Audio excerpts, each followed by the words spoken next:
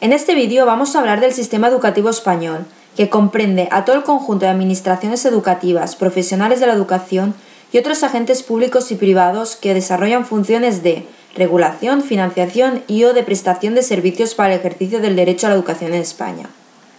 Antes de empezar a explicar el sistema educativo español, debemos echar un vistazo de cómo a lo largo de los años la educación ha ido evolucionando, alcanzando actualmente una plena democratización del sistema, consiguiendo de esta manera universalizar la educación. Antiguamente la educación y la cultura era un privilegio al alcance de la nobleza y estaba exclusivamente a cargo de la Iglesia, y por eso solo los más adinerados aprendían a leer y a escribir.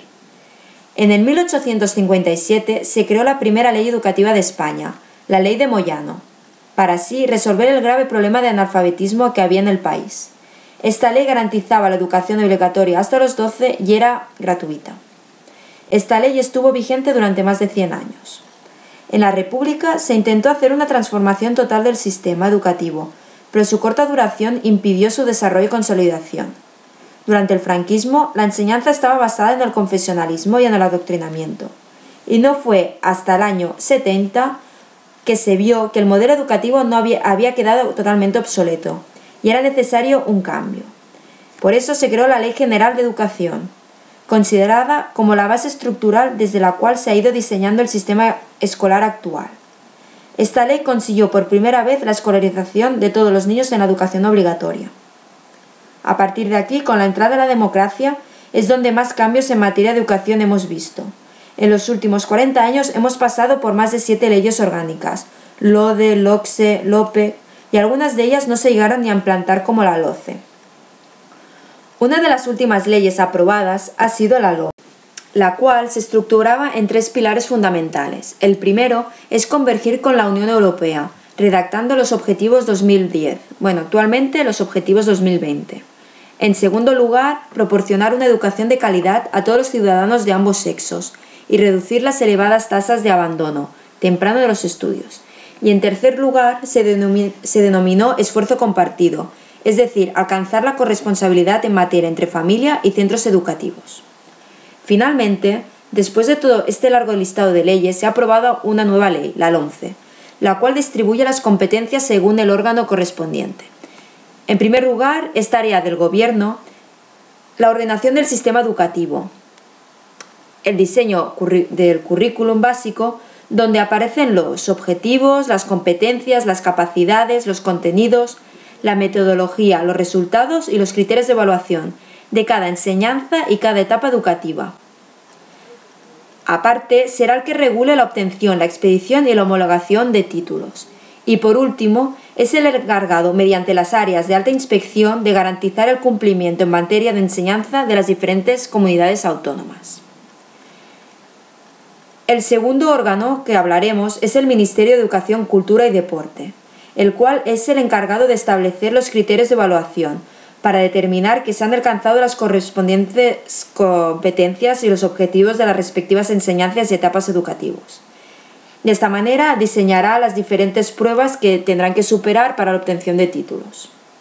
En tercer lugar, las administraciones educativas son las responsables de, en primer lugar, completar el contenido y los criterios de evaluación de las asignaturas troncales y, en segundo lugar, establecer los contenidos y los criterios de evaluación de asignaturas específicas y además también realizará recomendaciones de metodología didáctica para los centros educativos, además de fijar los horarios de los contenidos de las asignaturas. Por último, los centros docentes serán los encargados de complementar los contenidos de las asignaturas. Además, podrán diseñar e implantar métodos pedagógicos y didácticos propios y determinar la carga horaria de las diferentes asignaturas.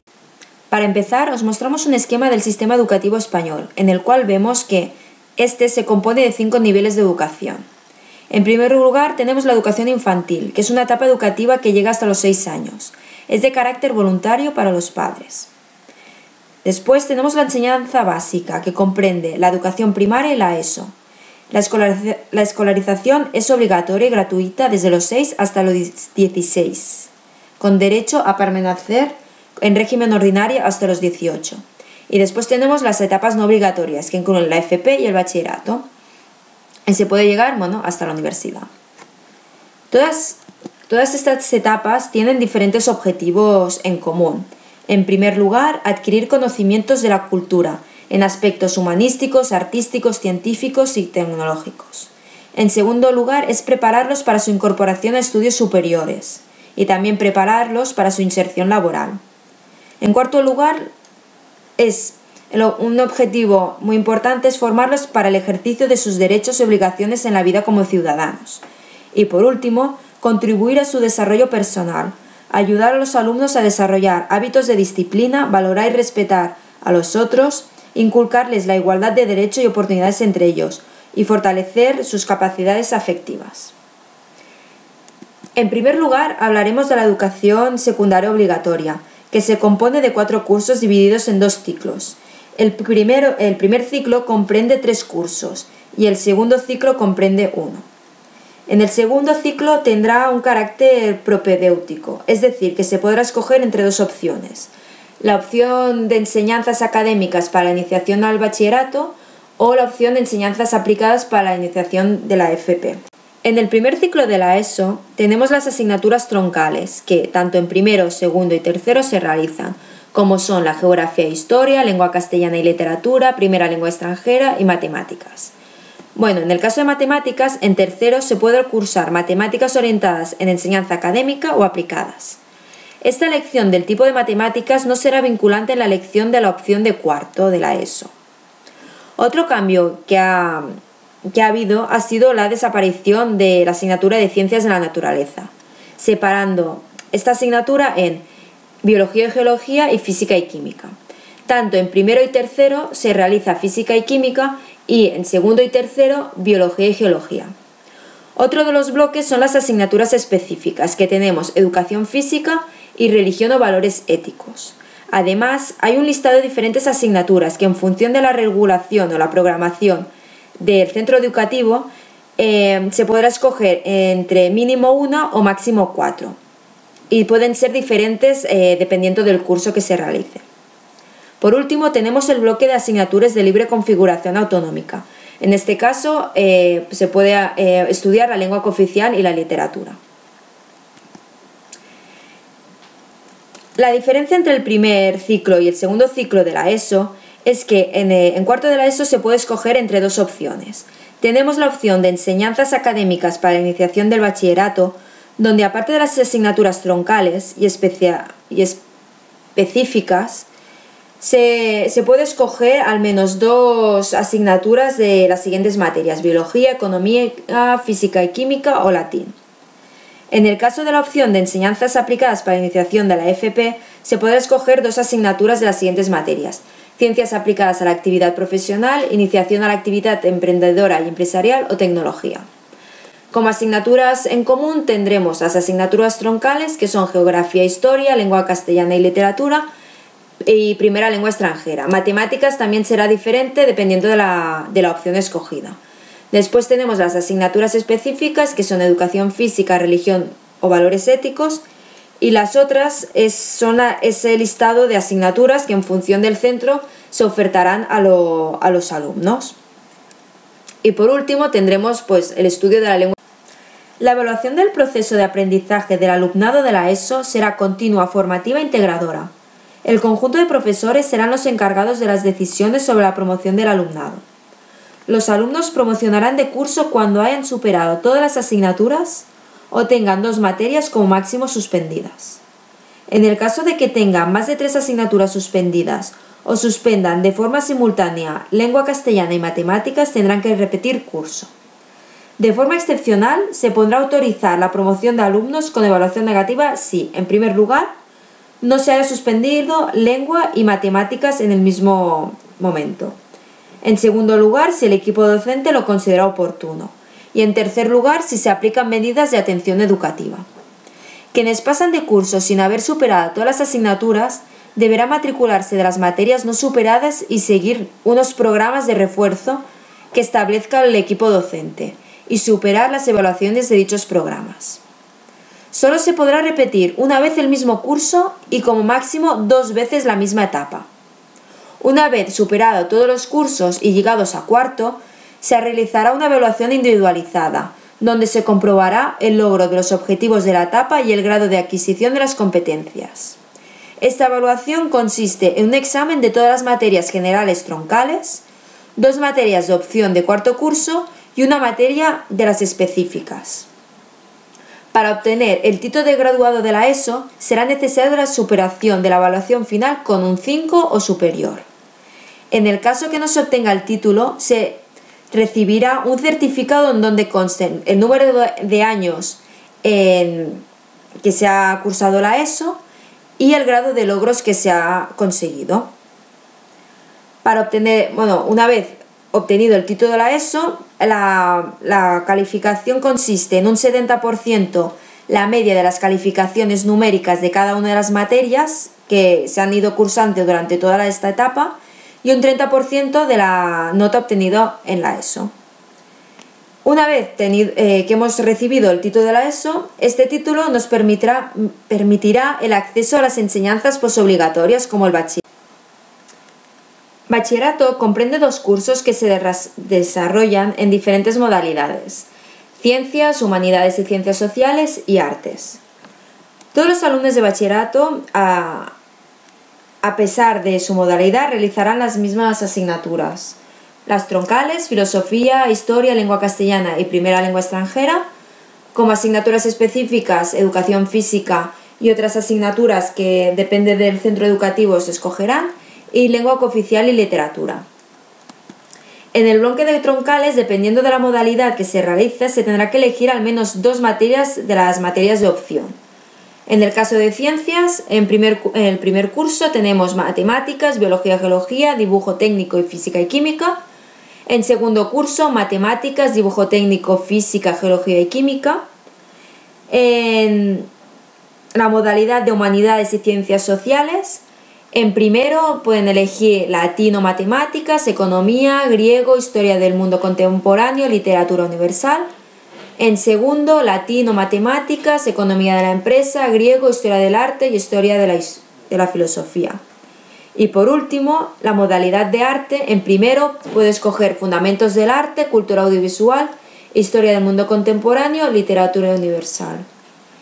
Y en segundo, fundamentos del arte, artes escénicas y cultura audiovisual o diseño. En el caso del bachillerato, la evaluación del aprendizaje del alumnado será continua y diferenciada según las distintas materias. El profesor de cada materia decidirá al finalizar el curso si el alumno ha logrado los objetivos y ha alcanzado el adecuado grado de adquisición de las competencias correspondientes. Los alumnos pasarán de primero a segundo cuando hayan superado todas las materias o tengan 2 asignaturas como máximo suspendidas. En este caso, deberán matricularse en segundo curso en las materias pendientes de primero. Solo se podrá repetir cada uno de los cursos una sola vez, aunque excepcionalmente se podrá repetir uno de los cursos una segunda vez previo informe favorable. Al finalizar bachillerato, los estudiantes realizarán una evaluación individualizada, en la que se comprobará el logro de los objetivos de la etapa. En esta evaluación se tendrá que hacer un examen de todas las materias generales troncales, escoger 2 materias de opción y una asignatura específica. A esta evaluación solo se podrá presentar los alumnos que hayan aprobado todas las asignaturas. Para obtener el título de bachiller será necesario la superación de la evaluación final, con un 5 o superior.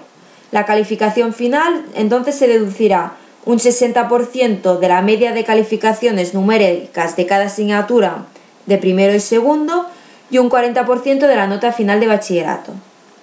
En el caso que no se haya superado la evaluación final de bachillerato, pero se tiene una evaluación positiva de todas las materias de bachillerato, se obtendrá un certificado oficial. Una vez obtenido el título de bachiller, se permite acceder a diferentes enseñanzas que constituyen la educación superior. Una de ellas es la universidad, que para acceder a ella se tendrá que... La formación profesional comprende el conjunto de acciones formativas que capacitan para el desempeño cualificado de las diferentes profesiones. El acceso a los diferentes ciclos formativos será diferente. Por ejemplo, para acceder al ciclo de formación profesional básica será necesario tener cumplidos 15 años o cumplirlos durante el año natural. Y no se puede superar los 17 años en el momento de acceso. Otra opción será haber cursado el primer ciclo de la ESO o, excepcionalmente, haber cursado segundo de la ESO. Una vez superado la formación básica, se puede seguir cursando los ciclos formativos de grado medio, los cuales también se pueden acceder mediante otros títulos, como los de la ESO, el bachillerato o también con el certificado de bachiller, o un título universitario o un título de técnico o técnico superior. En el caso que no se tenga ninguna titulación, se puede realizar una prueba de acceso para mayores de 17. O bien se puede superar un curso de formación específico para el acceso a ciclos de grado medio. En el caso de ciclos formativos de grado superior, se deberá tener uno de los títulos como en el ciclo formativo, o sea, un título de bachillerato o el certificado, un título universitario o un título de técnico o técnico superior de formación profesional. En el caso que no se tenga ningún título, se puede acceder mediante una prueba de acceso para mayores de 19 años. En el caso de los ciclos formativos de formación profesional básica, se garantiza la adquisición de las competencias de aprendizaje permanente a través de la impartición de enseñanzas organizativas en diferentes bloques, el de ciencias aplicadas o comunicación y ciencias sociales. En grado medio, los centros educativos pueden ofertar al alumnado diferentes materias voluntarias para facilitar la transición del alumnado hacia otras enseñanzas.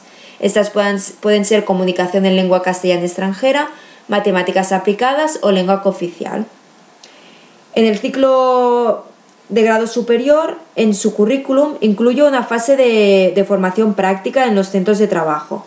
Se promoverá la integración de contenidos científicos, tecnológicos y organizativos en el ámbito profesional, garantizando que el alumnado adquiera y amplíe las competencias necesarias para su desarrollo profesional, personal y social. La evaluación del aprendizaje del alumnado en los ciclos de FP básico y los de ciclo superior y medio se realizará por módulos profesionales y, en su caso, por materias o bloques.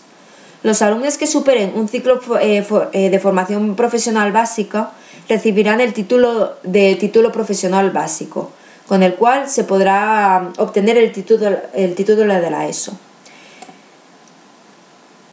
En el caso de los ciclos formativos de grado medio, se obtendrá el título de técnico de la correspondiente profesión, y en el caso del ciclo formativo de grado superior, se obtendrá el título de técnico superior. El técnico superior permite el acceso previa superación de un procedimiento de admisión a estudios universitarios de grado. Los alumnos que tengan el título de técnico o técnico superior también podrán obtener el título de bachillerato. Y en el caso que no se supere la enseñanza de los ciclos, se recibirá un certificado académico de los módulos profesionales o bloques, o de las materias que se hayan superado durante la realización de la formación profesional. Podemos concluir que la educación es un proceso permanente que se desarrolla durante la vida y que nos permite obtener los conocimientos necesarios para poder introducirnos en el mercado laboral y, sobre todo, para crecer como personas, ya que el conocimiento nos enriquece la cultura, el espíritu y los valores. O sea, la educación es uno de los factores que más influyen al avance y en el progreso de las personas en la sociedad.